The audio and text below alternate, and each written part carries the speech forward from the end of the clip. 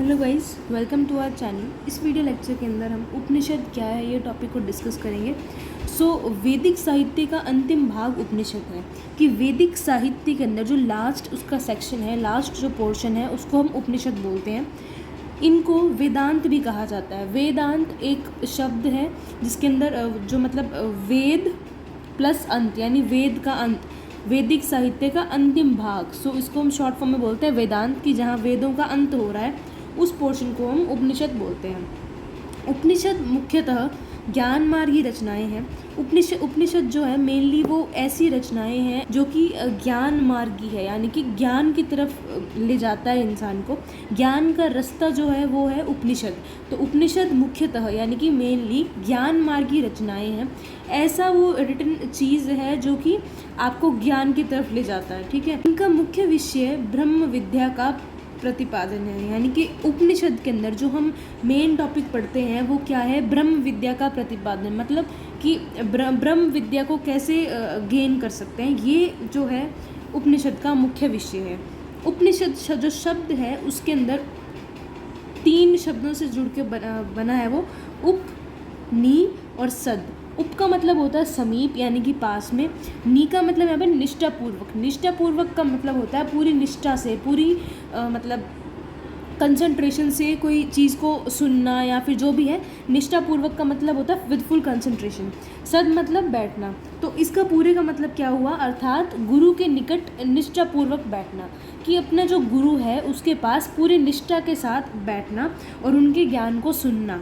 इस प्रकार उपनिषद वह साहित्य है जिसमें रहस्यमक ज्ञान एवं सिद्धांत का संकलन होता है। यानी कि उपनिषद ऐसे साहित्य हैं, हमने देखा ना वैदिक साहित्य, तो उपनिषद वो साहित्य हैं जिसके अंदर हमें रहस्यमयी यानी कि जो हिडन है, जो ट्रेजर है, उन चीज़ों का ज्ञान मिलता है। इसको हम बोलते हैं उपनिषद। तो उपनिषद की संख्या का विषय में मतभेद है कि उपनिषद कितने हैं, कि उनके टोटल नंबर ऑफ उपनिषद कितने हैं, उस पर अभी भी कुछ मतभेद है। मीन्स कई जगह कुछ जो हमारे ऋषि मुनि हैं उन्होंने बताया है कि जो उपनिषद हैं वो 300 हैं, कुछ ने 250 बताए हैं, 250।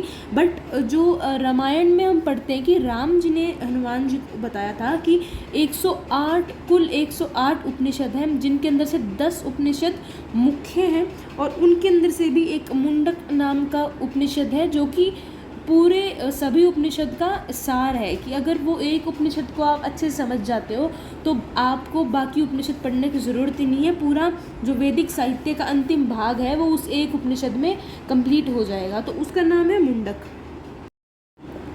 जो 10 प्रमाणिक हमारे उपनिषद हैं उनके नाम कुछ इस प्रकार है: ईश, केन, कट, प्रश, मुंडक, मांडुक्य, तैत्तिरीय, ऐत्रेय, छांदोग्य और बृहदारण्यक। ये 10 हमारे मेन उपनिषद हैं जो मतलब प्रमाणिक माने जाते हैं। ठीक, को इन 10 के 10 उपनिषद को 3 वर्गों में डिवाइड किया गया है, यानी कि 3 डिवीजन कर दी गई है कि कुछ इस वर्ग में आएंगे, कुछ इस वर्ग में आएंगे और कुछ इस वर्ग में आएंगे।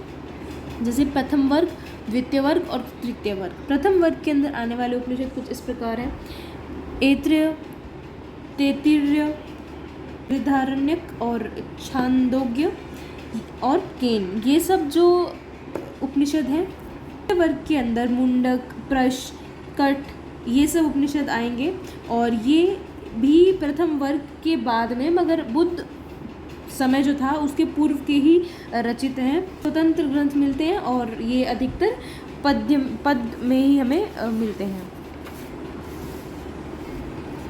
फिर आता है तृतीय वर्ग। तृतीय वर्ग के जो उपनिषद हैं उसकी वो बुद्ध का जो समय है उसके बाद के लिखे गए हैं। इसके अंदर त्रायणी और मांडुक्य नाम के जो उपनिषद हैं वो पाए जाते हैं। अब क्या है, इन सब उपनिषदों के अलावा भी कुछ उपनिषद ऐसे हैं जिनका संबंध वेदों की अपेक्षा में पुराणों तथा तंत्रों से अधिक है।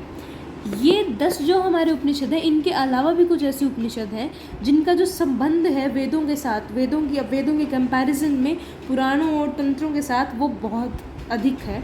कुछ में विष्णु और शिव को परम देवता माना गया है कि विष्णु और शिव ही हमारे परम देवता है। इस प्रकार ये कुछ अलग उपनिषद हैं इन 10 उपनिषदों के अलावा। उपनिषद पूरी तरह से दार्शनिक ग्रंथ हैं जिनका मुख्य ज्ञान को खोजना है। उपनिषद का जो मेन टास्क है, मुख्य ध्येय, वो है ज्ञान को खोजना। पहले बताया गया है कि उपनिषद जो है उसका जो विषय है वो है ब्रह्म विद्या का प्रतिपादन, यानी कि ब्रह्म की विद्या का एक्सेस, ब्रह्म की विद्या को गेन करना।